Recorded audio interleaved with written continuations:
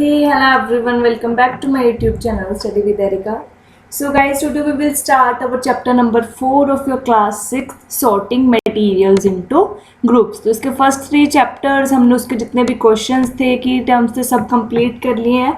आज हम हमारा चैप्टर नंबर 4 स्टार्ट करते हैं. ये हमारे इस चैप्टर का पार्ट 1 रहेगा जिसमें हम ओनली इसके first 2 pages page number 26 and 27 cover up करेंगे. सो जल्दी से स्टार्ट करते हैं. Open your books with page number 26 and also make sure to subscribe the channel. तो देखो सबसे पहले क्या है sorting materials with groups. तो देखो sorting क्या होता है, हमें sort करना है, ऑर्गेनाइज करना है.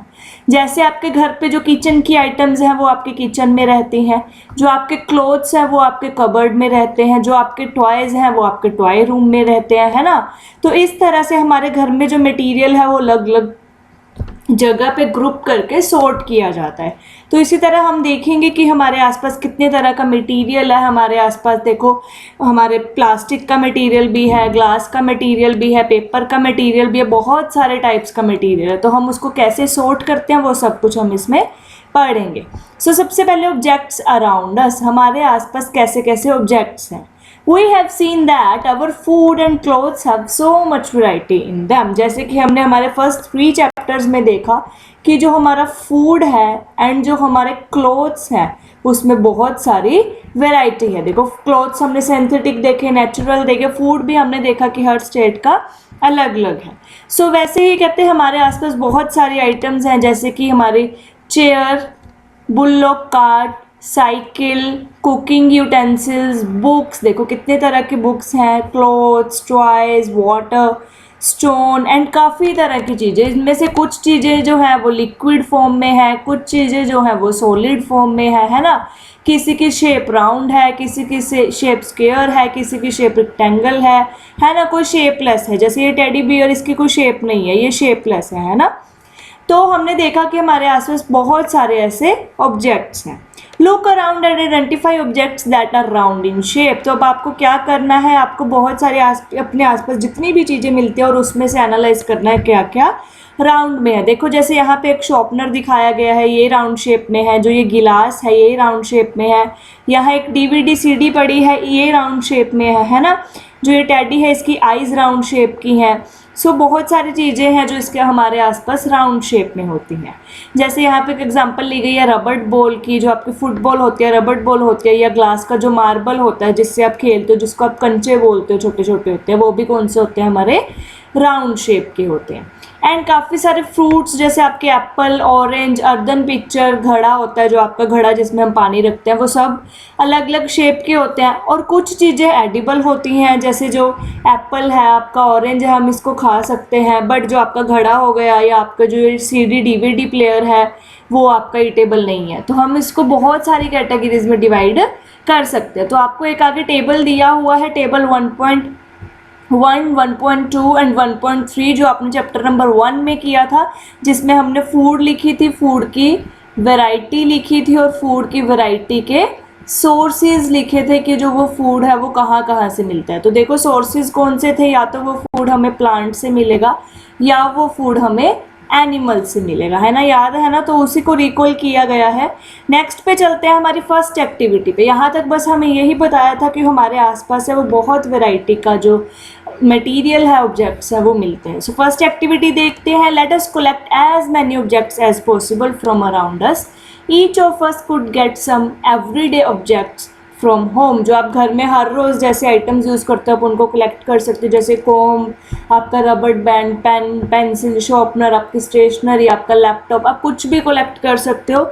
एंड आपको फिर क्या करना है उसमें, जैसे मैच बॉक्स, वॉल पोटैटो, इसमें बहुत सारी एग्जांपल ली गई हैं, जैसे वॉल, ट्री, डॉर, ट्रैक्टर. ऐसी चीज़ों को आप क्लास में नहीं लेके आ सकते, कुछ चीज़ें आप क्लास में लेके आ सकते हो. तो जो चीज़ें आप क्लास में लेके आओगे आपको क्या करना है, उनको डिवाइड करना है. एक ग्रुप तो आपको बनाना है objects that are made from paper और वुड. आपके कौन कौन से ऑब्जेक्ट पेपर से बने हैं, कौन से वुड से. तो देखो जो आपका पेपर बोर्ड है वो वुड से बना होगा, बट जो आपकी बुक्स हैं, नोटबुक्स हैं, वो पेपर से बनी है ना. जो आपकी प्लेट है जिसपे आप खाना खाते हो वो किससे बनी होती है, हमारी स्टील की प्लेट होती है, कांच की, ग्लास की प्लेट होती है, प्लास्टिक की या थर्माकोल की प्लेट्स भी आती हैं, है ना. तो जो आपका पेन है वो मेटल का हो सकता है या प्लास्टिक का हो सकता है. पेपर का पेन तो कभी नहीं बनता, है ना. सो इस तरह से आपको क्या करना है, जो भी ऑब्जेक्ट्स आप लाओगे आपको यहाँ पे उस ऑब्जेक्ट का नेम लिखना है और वो ऑब्जेक्ट किस किस मटेरियल का बना है वो फिलअप करना है। तो देखो आप यहाँ पे लिख सकते हो बुक पेपर से बनती है, पेपर, या आप इसमें साथ में प्लास्टिक लिख सकते हो अगर आपकी बुक का जो कवर है वो प्लास्टिक शीटेड है, जो बाइंडिंग वाली बुक्स आती हैं। नेक्स्ट टम्बलर, जिसमें आप पानी पीते हो, टम्बलर आपका ग्लास का हो सकता है, कांच का हो सकता है या प्लास्टिक का हो सकता है। नेक्स्ट वन इज चेयर आपके क्लासरूम में होगी आपके टीचर्स के लिए, वो वुडन की हो सकती है, प्लास्टिक की हो सकती है। Next is toy plastic, would या किसी मेटल का भी हो सकता है वो। नेक्स्ट वन इज शूज़ आपके लेदर के हो सकते हैं, ठीक है, या जो शूज़ आजकल आते हैं सिर्फ वूल के, जो हम घरों पे मैट पे डालते हैं, सिर्फ मैट पे चलने के लिए होते हैं, वो लिख सकते हैं। तो हमने क्या देखा कि जो ये ऑब्जेक्ट्स हैं वो वैरायटी ऑफ मेटल्स के बने हुए होते हैं। Let's come to our activity number 2, table 4.2। तो देखो इस टेबल 4.2 में क्या है, हमने देखा कि जो हमारा एक ऑब्जेक्ट है वो कितने सारे मटेरियल से बन सकता है। एक ही प्लेट स्टील की भी हो सकती है, ग्लास की भी हो सकती है, प्लास्टिक की भी। तो अभी हम देखेंगे कि क्या स्टील से सिर्फ प्लेट के अलावा कुछ और बन सकता है। स्टील से सिर्फ प्लेट के अलावा कुछ और बन सकता है, यस। स्टील के यूटेंसिल्स बन सकते हैं, स्टील से आपके जो हेयर बैंड्स होते हैं वो बन सकते हैं, स्टील से आपका जो घर की पौड़ियाँ होती हैं उसकी रेलिंग बन सकती है, तो बहुत कुछ बन सकता है ना। तो हम इसमें क्या करेंगे, मटेरियल से ऑब्जेक्ट्स देखेंगे कि किस मटेरियल से कितने ऑब्जेक्ट्स बने हैं। फर्स्ट एक्टिविटी में से हमने ऑब्जेक्ट देखा था किस किस मटेरियल का है, बट इस एक्टिविटी में हम मटेरियल देखेंगे किस किस ऑब्जेक्ट को बनाता है। सो जैसे यहाँ पे दिया हुआ है, जो आपकी वुड है उससे आप बनाते हो chair, table, plough, bullock cart and wheels बनते हैं। तो जो पेपर है उससे आपकी book, notebook, newspaper, toys and calendars बनते हैं। पेपर के टॉयज कैसे, जैसे आप वो ओरिगेमो बनाते हो, है ना, आप पेपर का एलिफेंट बना सकते हो, आप पेपर के एक छोटा सा बॉक्स बना सकते हो 3 डायमेंशनल वाला। नेक्स्ट लेदर के देखो शूज़ आते हैं, पर्स आते हैं, बेल्ट आते हैं, बेल्ट्स तो मोस्टली आपके स्कूल वाली भी लेदर की होंगी, जैकेट्स आती हैं, सूट केस एंड बैग्स बनते हैं। और आप कोई भी एक मटेरियल ले सकते हो, जैसे मैंने यहाँ पे लिया है प्लास्टिक से क्या बनता है, हमारी बकेट्स, हमारे जो मग होते हैं, मग प्लास्टिक से बनते हैं, मग ऐड कर सकते हो आप यहाँ पे। चेयर, टेबल, बैग, आपका जो ब्रीफ केस होता है वो प्लास्टिक का हो सकता है, और आपका जो लंच बॉक्स है वो प्लास्टिक का हो सकता है। प्लास्टिक के तो बहुत आइटम्स है, जैसे प्लास्टिक के आपकी टम्बलर, बॉटल्स हो सकती हैं, ठीक है। Next and fifth one is cotton के आपके कपड़े होते हैं, बैंडेज, बेड शीट, कुशंस, जो आपके घर में कर्टन लगे होते हैं, कर्टेंस होते हैं, वो भी कॉटन के हो सकते हैं।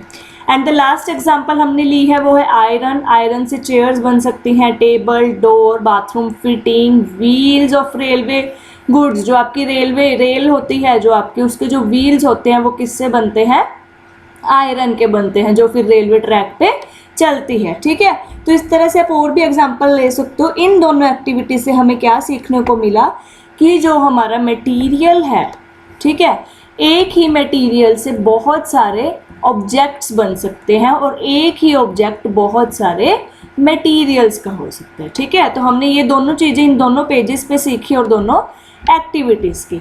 सो I will see you soon in the next video with the next 2 pages, जिसमें हम देखेंगे कि कैसे हम इनकी फिजिकल एंड केमिकल प्रॉपर्टीज़ के साथ इनको सॉर्ट कर सकते हैं। इस क्लास में कोई डाउट हुआ, you can ask in the comment section. I will see you soon in the next video. Till then take care and bye bye.